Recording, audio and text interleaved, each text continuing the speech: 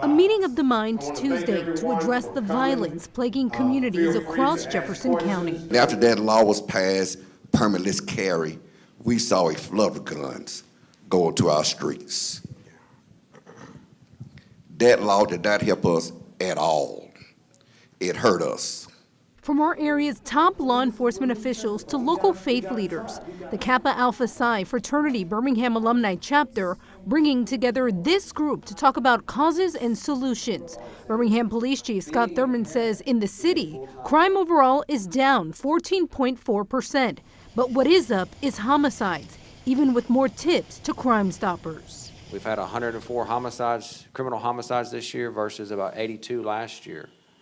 And it's just like what Danny said, or D.A. Carr said, the guys and it's mainly guys that we see on the streets, is they have to carry a gun because what they tell us is, well, everybody else has to have a gun. Ninth grader Damon Melton giving insight into what he believes drives young people to crime. I've heard more of my friends, regardless of race or gender, talk about being a thug and scamming and killing than I have heard them talk about their schoolwork.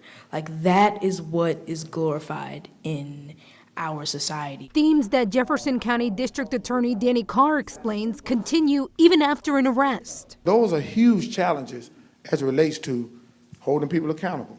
Having a witness that's credible, having a witness that will come, and making sure that we got people also on the bench that will hold those individuals accountable when that time comes. But it's with the youth. Birmingham City Councilor Crystal Smitherman says change needs to start with our kids, making sure that we have programs, more after-school programs, more programs at Park and Rec, like we have the Safe Haven program for kids after school so they can have somewhere to go, and to make sure that the kids know about those programs. And bringing help to the community's doorstep. Quite a few black churches in particular, we're going to have to really reach out into the community instead of just having folk, come to us.